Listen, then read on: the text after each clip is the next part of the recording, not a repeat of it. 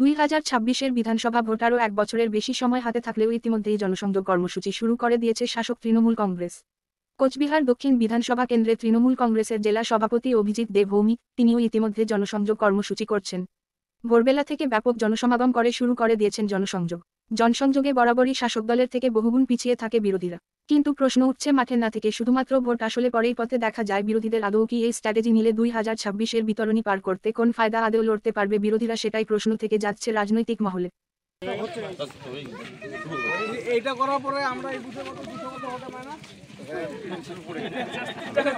দুটো বুথে 500 উপরে ভোটে পাই না, মানে 310 কতটা মেরাতে হবে এবার দেখতে হবে।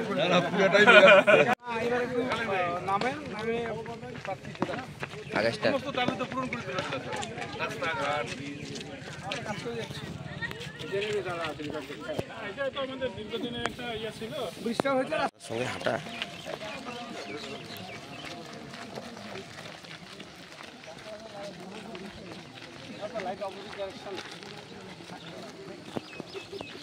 সকাল কি মানুষের কাছে কি বার্তা দিচ্ছেন? এগুলো তো কিছু কিছু জায়গাতে রাস্তা, ব্রিজ এই সমস্ত সমস্যা ছিল, যেগুলো আমাদের সরকার ধীরে ধীরে সবটাই মিটিয়েছে। সেই জায়গাগুলো আমরা ঘুরে গেলাম। এখানে উত্তরবঙ্গ উন্নয়ন দপ্তর এবং জেলা পরিষদের তরফ থেকে নতুন করে পশ্চিমবঙ্গ সরকারের পথস্থিতিতে অনেকগুলো রাস্তা হচ্ছে। সেই জায়গাগুলো আমরা ঘুরছি এবং মানুষকে সেটা আশ্বস্ত করে যাচ্ছি যে খুব শিগগিরই কাজগুলো শুরু হবে। কিছু কিছু জায়গাতে কাজের অভিযোগও ছিল, আবার কিছু জায়গায় কাজ করার পরেও আমাদের ভোটে মাইনাস ছিল।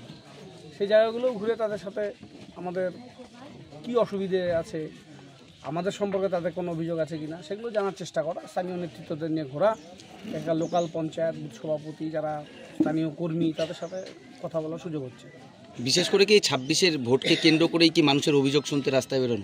রাজনৈতিক কর্মীদের তো লক্ষ্য থাকবেই যে নির্বাচনে জনসমর্থন পাওয়া, এটা স্বাভাবিক করছে, কিন্তু আমরা যেটা করছি এটা কিন্তু আমরা সবসময় করি। বিশেষ করে যেই ভোটগুলোতে বুথগুলোতে 24-এর একটু মাইনাস ছিল সেগুলোকে একটু বেশি করে প্রায়োরিটি দেওয়া দেখা। আর উন্নয়নের ক্ষেত্রে যে বুথগুলো আমরা জিতেছি সেগুলো জায়গাতে যাতে ব্যাপক উন্নয়ন করা যায় সেগুলোও আমাদের প্রায়োরিটি থাকবে।